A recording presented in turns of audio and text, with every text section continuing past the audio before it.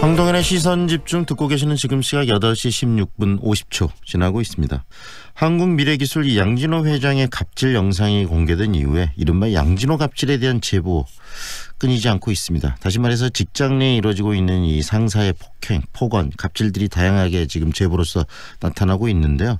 직장 내 갑질에 관련한 제보를 받고 있는 민간 공익단체 직장갑질 119에서도 신고와 상담이 최근 줄을 잇고 있다고 합니다. 자세한 이야기 들어보겠습니다. 직장갑질 119 박점규 운영위원 연결합니다. 안녕하세요. 네, 안녕하세요. 네, 직장갑질 119 이 직장 내에 일어나는 여러 가지 갑질, 뭐 잘못된 어떤 관행 이런 부분들을 제보를 받으신 것 같은데 구체적으로 어떤 활동을 하고 있는지 설명을 좀 해주시죠. 네, 저희가 이제 작년 11월 1일 날 출범을 했는데요. 네. 그 노동 전문가, 노무사, 변호사 241명이 모여서 만든 단체고요. 네.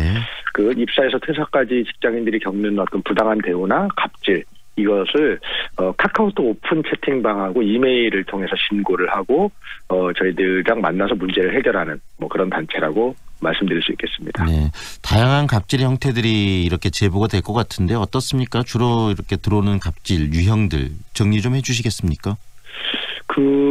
일단 임금을 떼었다는 게 제일 맞습니다. 네. 사실 저희가 그 임금 체불을 좀 엄하게 처벌하지 않는 나라고 돈이 네. 없으면 못 줄 수도 있다 뭐 이런 인식이 좀 있어서 네. 임금 체불이 거의 한 25% 정도 되고요. 네. 근데 두 번째 많은 게 그 업무 외 지시, 잡무 지시입니다. 예를 들면 양진호 회장이 네. 닭에게 화를 쏘겠다거나 그러니까 이제 직장에서 지위를 이용해서 안 해도 되는 일을 시키는 것. 예를 들면 뭐 저희를 통해서 알려진 그 한림대병원의 선정적인 장기자랑 이런 거 있지 않습니까? 네네. 뭐 김장을 시킨다거나 네. 간호사들에게 이사를 시킨다거나 이런 업무의 지시가 한 15% 정도 됐고요. 그다음에 이제 또 이것도 양진호 갑질이긴 한데요. 폭행, 폭언, 뭐 욕설, 뭐 이런 모욕 이런 게 또 한 13% 정도 됐습니다. 이 직장 내에서 각각의 어떤 개인의 어떤 뭐 주체적인 인격체를 갖고 있는 개인들이 모여서 어떤 목적을 위해서 일하는 직장 내에서 폭언, 뭐 이런 폭행, 심지어 폭행까지 13% 정도면 상당히 많이 일어나고 있다는 거 아니겠습니까? 네, 굉장히 많은 비율입니다. 즉 이제 사실은 뭐 외국의 직장에서는 상상하기 어려운 일인데요. 네. 직장의 권력을 이용해서 실제로 저희 들어온 제보를 보면 양진호 회장 갑질에 뭐 결코 뒤지지 않는데요. 전남에 있는 한 농협에서 네.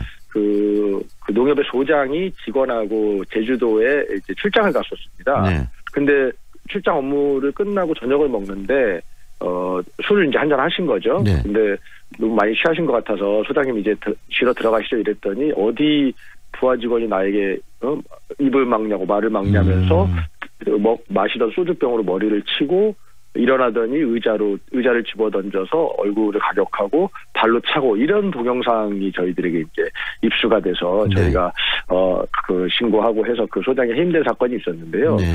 직장에 자신이 가지고 있는 권력이 무소불위하다 생각하고 저희 부하 직원을 하인 취급하는 이런 문화가 이런 문제를 일으키고 있는 것 같습니다. 방금 말씀하신 대로 직장이라는 게 개인의 인격체들이 모여서 같이 함께하는 그 조직 시스템인데 상사면 모든 것들을 자기 마음대로 할 수 있다는 그런 생각들을 좀 갖고 있는 것들이 그런 인식이 바로 이런 갑질을 일으키는 원인 중에 하나일 것 같아요.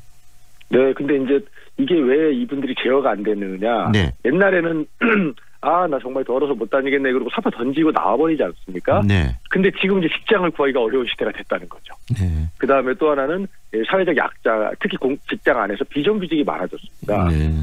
그러다 보니까 이 갑질이 옛날에는 사장만 하다는 갑질이 요즘은 뭐 부장도 하고 과장도 하고 대리도 하고 대리가 막 뭐 계약직에게 네. 팀장이 파견직에게 네. 갑질을 하는 이런 문제가 심각해졌습니다. 훨씬 더 이 갑질의 형태가 더 다양해지고 또 갑질의 문화가 더 만연할 수도 있겠는데요. 네, 그렇게 됐다고 볼 수 있습니다. 본질적으로 이런 갑질들이 정말 해결을 해야 되는 부분들인데 현장에서 제보를 받고 해결하시는데 뭐 쉽지는 않으실 것 같아요. 어려움도 많으시죠. 어떻습니까? 일단은 뭐 법으로 해결할 수 있는 것, 임금을 떼었거나 네. 뭐 근로계약서상에 뭐 시키지 않아야 될 일을 했거나 근로기준법상에 뭐 불법한 일을 했다고 하면 저희가 이제 노동청에 진정하거나 노동위원회에 뭐 구제 신청을 내거나 뭐 경찰서에 신고하거나 이런 걸 할 수가 있습니다. 그래서 저희가 상세하게 말씀을 드리는데 예를 들면 아까 말씀드린 양진호 갑질이라고 하는 화를 쏘게 했다. 네. 그다음에 물컵을 집어던졌는데 맞질 않았다. 네. 그다음에 눈만 뜨면 이 방송으로 얘기할 수 없는 어떤 욕설을 계속 퍼붓는다. 네. 이런 거는 처벌할 수가 없거든요. 이런 어려움이 상당히 많이 있습니다. 법률적인 미비도 많이 있다는 이야기신가요? 예, 그렇습니다. 네, 앞으로 좀 이 갑질의 문화, 직장 내에서 이런 문화를 해결하기 위해서는 다양한 그 법률적인 부분 또 문화적인 거, 사회적인 거 다양한 분야에서 좀 더 고민들이 많이 필요할 것 같은데요. 우리 한국 사회 보면 어떻습니까? 다른 외국의 사례, 외국은 상상할 수도 없다는 이야기를 하셨는데 이런 갑질들이 다른 나라에 비해서 우리나라가 좀 더 심한 편인가요?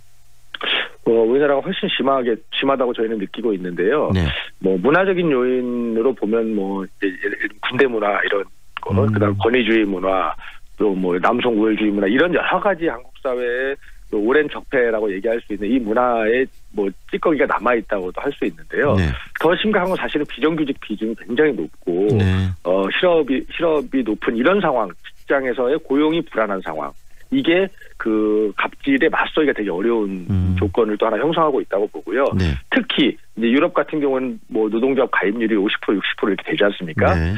저희한테 들어오는 제보의 99%가 노조가 없는 곳입니다. 네. 그러니까 노조가 있으면 뭔가 이렇게 직장인들이 을이 뭉쳐 있으니까 네. 갑이 함부로 하기 함부로 어려운 할 수 게 있는데 없는데. 네. 예, 지금 저희 100인 미만 사업장 노조 가입률이 우리나라가 2.7% 되거든요. 네. 사실상 노조가 없는데 저희들 직장업체 119 제보가 가장 많이 들어오는 데가 이런 작은 사업장들입니다. 바로 이런 그 영세 사업장, 작은 사업장들의 노동자들이 정말 이런 그 상사나 그다음에 사장이나 대표의 갑질로부터 보호를 좀 받아야 되는데 법률적으로 아까 법의 미비를 이야기하셨는데 어떻습니까? 국회에서 좀 나서서 이런 것들을 법을 좀 만들어야 할 것 같은데 관련한 법 지금 이 계류된 법이랄지 지금 입법 과정에 있는 법이 좀 있습니까?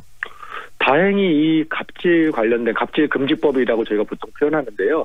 이게 이제 근로기준법, 산업재해보상보험법, 이런 산업안전보건법 이 세 가지 법률이 세트로 되어 있습니다. 네. 그래서 이제 이 법 개정안이 여러 국회의원님들께서 많이 이제 발의해 주셨는데 작년부터 저희들이 제보로 사회적으로 많이 알려지고 대한항공 갑질 이런 게 네. 알려지면서 9월 12일에 국회 환경노동위원회에서 한국당을 포함해서 여야 만장일치로 법안이 통과됐어요. 네. 그게 이제 내용은 이런 겁니다. 그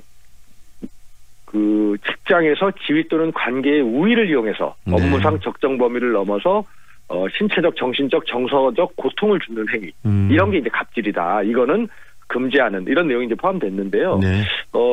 처벌 조항은 없지만 그래도 이 법이 있으면 제가 괴롭힘을 당했다고 이제 회사한테 신고할 수도 있고, 네네. 근데 신고했다는 이유로 불이익을 주면 처벌받고요. 네네. 그다음에 괴롭힘을 당하다 보면 저희 제보 중에서는 병원 치료를 받던 분들이 굉장히 많거든요. 그러실 것 같아요. 근데 지금은 네. 산재 처리가 되게 쉽지 않습니다.